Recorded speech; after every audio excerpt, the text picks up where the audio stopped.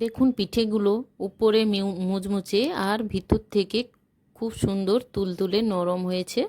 আর প্রত্যেকটি পিঠে কত সুন্দর গোল গোল একই রকম আকারের হয়েছে। এই পিঠে দেখতে যতটা সুন্দর খেতেও কিন্তু অনেক টেস্টি। এই পিঠে এত সুন্দর নরম হয় আর টেস্টি হয়, উপরটা মুচমুচে হয় কিভাবে সেটা অবশ্যই আপনাদের সঙ্গে শেয়ার করব। তো আমি অমৃতা, আপনারা দেখছেন অমৃতা রান্নাবান্না চ্যানেলে। আজকের রেসিপি বর্ষাকালে স্পেশাল তালের পিঠে বা তালের বড়া বা কেউ বলেন ফুলরি, যে যাই নামে ডাকুন। পিঠে বানানোর জন্য নিয়ে নিয়েছি একটা ছোট সাইজের তাল।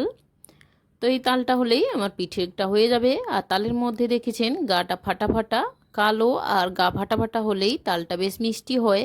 আর প্রথমেই তালটাকে চেপে ধরে তালের মাথাটা অংশটা তুলে ফেলেছি। এবার এক হাত দিয়ে ধরে আর অন্য হাতটা দিয়ে তালের খোসাটা ভালোভাবে ছাড়িয়ে নেব। প্রথমেই এই কাজটা করে নিতে হবে, ভালোভাবে খোসাটা ছাড়িয়ে নিতে হবে। যদি তালটা শক্ত থাকে তো একটু পুড়িয়ে নেবেন বা একদিন রেখে তারপরে ছাড়াবেন। তো তালটা আমার পুরোপুরি ছাড়ানো হয়ে গিয়েছে। তো এখন নিয়ে নিয়েছি একটি বড় বাটি, একটি ছোট বাটি, আর নিয়ে নিয়েছি সুজি। সুজিটা আমি ছোট মাটি মাপ করেই নেব। আমি সুজি নিয়েছি এখানে হাফ বাটি সুজি। আর নিয়ে নিলাম একটি নেট। তো নেটটা আমি বড় বাটির উপরে রেখে দিয়েছি। এখন দিয়ে দিচ্ছি সুজিটা আমি চালিয়ে নেব। সুজির মধ্যে কোনো রকম ডেলা বা পোকা যদি ধরে থাকে তাহলে এই জালের মধ্যে থেকে যাবে। এই জন্যই জালের মধ্যে দিয়ে আমি এইভাবে ছেঁকে নিচ্ছি। দেখুন সুজির ওপরে ডেলা ভাব যেটা আছে সেটা আমি এখন ফেলে দেব।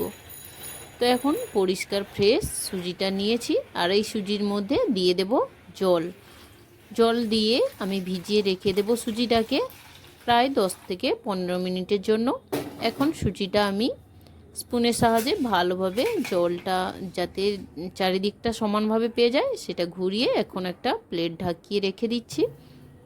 এখন আমি নিয়ে নিলাম ছাড়িয়ে রাখা তালের 3টে আটি থাকে। আটিগুলোকে 2 হাতের সাহায্যে ভালো করে আলাদা করে নেব। 3টে আটি আলাদা আলাদা করে নেওয়ার জন্য দুটো হাত বেশ ভালো করে চেপে ধরে আলাদা করে নিচ্ছি।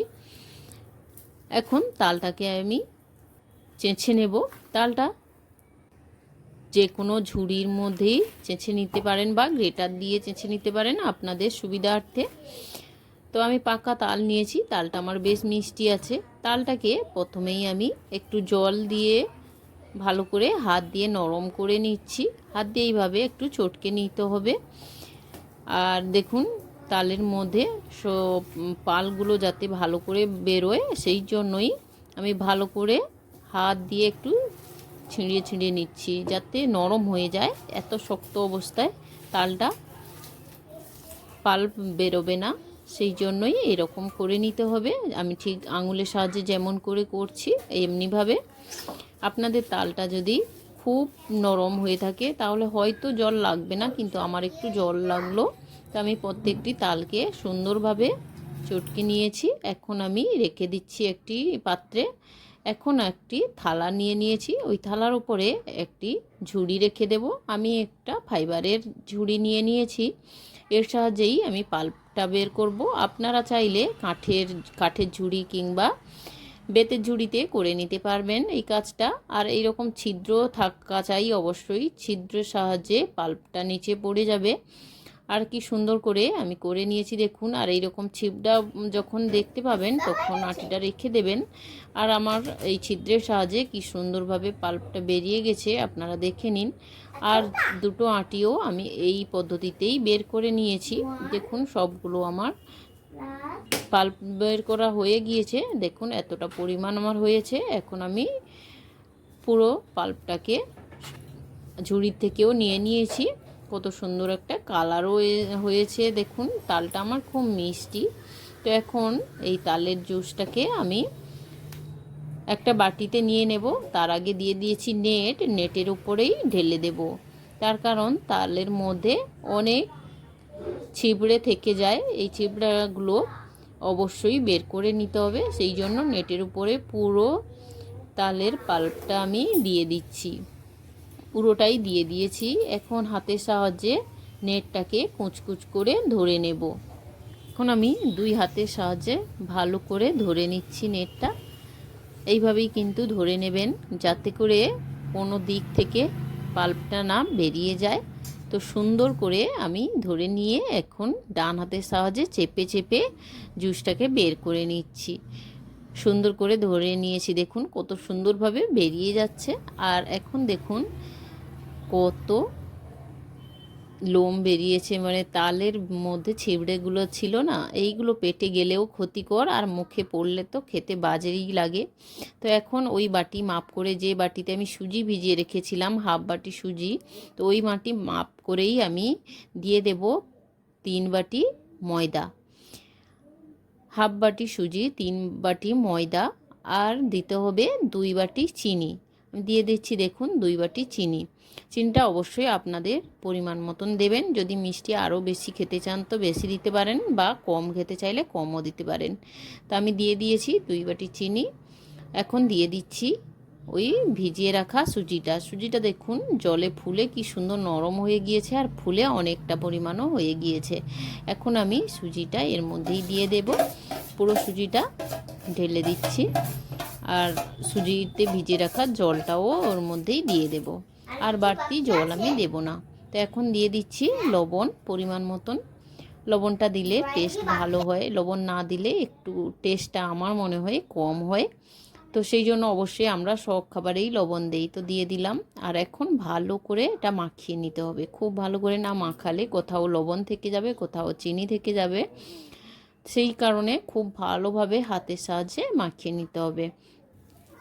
হাত দিয়ে আমি খুব সুন্দরভাবে এখন মাখিয়ে নিচ্ছি। দেখুন কত সুন্দর করে মাখানো হয়ে গিয়েছে।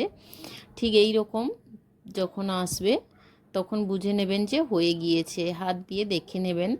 এর থেকে পাতলা করলে কিন্তু হবে না, খুব নরম হয়ে যাবে, ভিতরটা একদম নরম হয়ে যাবে, ভালো লাগবে না খেতে। আর এর থেকে শক্ত হলে পিঠেগুলো একদম শক্ত শক্ত হয়ে থাকবে, তো খেতে ভালো লাগবে না। অবশ্যই এই রকম করবেন। এই রকম অবস্থায় আমি ভালো করে ফেটিয়ে নিয়েছি। এখন আমি গ্যাসের ওভেনটা অন করে দিলাম আর বসিয়ে দিলাম কড়াই। এই কড়াইতে আমি পিঠেগুলো ভেজে নেব, সেই জন্য কড়াইতে দিয়ে দিচ্ছি রিফাইন্ড অয়েল। তো তেলটা আমি ভালোভাবে গরম করে নেব। তেলটা হাই ফ্লেমে রাখবেন না, মিডিয়াম ফ্লেমেই রাখবেন। তো হাই ফ্লেমে রাখলে পিঠেগুলো পুড়ে যেতে পারে। আর দেখুন আঙুলের সাহায্যে এইভাবেই পিঠেগুলো ছেড়ে দিতে হবে, ঠিক যেমন আমরা বড়ি দেই সেইভাবেই। দেখুন খুব সহজেই দেওয়া যায় এই পিঠেটা। এই পিঠেটা ছাড়াটা খুবই ভালো লাগে, আর পিঠেটা দেখতেও ভালো লাগে। ঠিক যেমন করে আমি ছেড়ে দিচ্ছি একটা একটি করে, ওইভাবেই হাতের সাহায্যে নিয়ে নেবেন। আর এইভাবে করে ছাড়লে পিঠের মধ্যে হাওয়াটা ঢুকে যায়, তাতে পিঠেটা বেশ ফুলে। আর দেখুন তেলটা সুন্দরভাবে গরম হওয়ার জন্য তাড়াতাড়ি পিঠেগুলো ভেসে উঠেছে। কিন্তু হাই ফ্লেমে রাখবেন না, তাহলে পিঠেগুলো পুড়ে যাবে। আবারও বলে দিলাম মিডিয়াম ফ্লেমে অবশ্যই রেখে পিঠেগুলোকে ভাজতে হবে। তো আমি প্রত্যেকটি পিঠে এইভাবে ছেড়ে দিচ্ছি, আর দেখুন কত সুন্দর দেখতে লেগেছে। প্রত্যেকটি পিঠে আমার চারিদিকটাতে হয়ে গিয়েছে।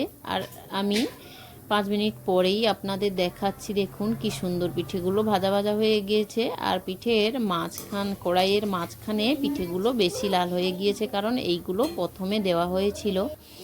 তো এখন আমি উল্টে পাল্টে প্রত্যেকটি পিঠে ভেজে নিয়েছি। আবারও একটি ব্যাচ দেওয়ার জন্য প্রথম ব্যাচের পিঠেটা তুলে নিয়ে দ্বিতীয় ব্যাচের পিঠে দেব, তাই ফেটিয়ে নিচ্ছি। এইভাবে প্রত্যেকবার ফেটিয়ে নিতে হবে। আর এখন আমি কড়াইয়ের পিঠেগুলো তুলে নেব। পিঠেগুলো কত সুন্দর আমার কালার হয়ে এসেছে। আর এইভাবে কালার হয়ে গেলেই পিঠেগুলোকে তুলে নেবেন তেল ঝরিয়ে। তেল থেকে আমি ভালোভাবে ঝাঁকিয়ে তুলে নিচ্ছি। আবারও ওই তেলের মধ্যে একটি একটি করে পিঠে ছেড়ে দেব। প্রত্যেকটি পিঠে ছাড়া হয়ে গেলে সমস্ত পিঠে ভালোভাবে উল্টে পাল্টে ভেজে তেল থেকে ছেঁকে আগের মতোই তুলে নেব। বন্ধুরা এই রকম সুন্দর রেসিপি পেতে অমৃতা রান্নাবান্না চ্যানেলটি সাবস্ক্রাইব করে পাশের বেল বাটনটি প্রেস করে রাখুন, যাতে করে আমার সমস্ত ভিডিও নোটিফিকেশান আপনাদের কাছে পৌঁছে যায়। আর রেসিপি ভালো লাগলে অবশ্যই লাইক করুন আর কমেন্টে জানান রেসিপি কেমন হয়েছে, আর বন্ধুদের মাঝে শেয়ার করে দিন। ধন্যবাদ।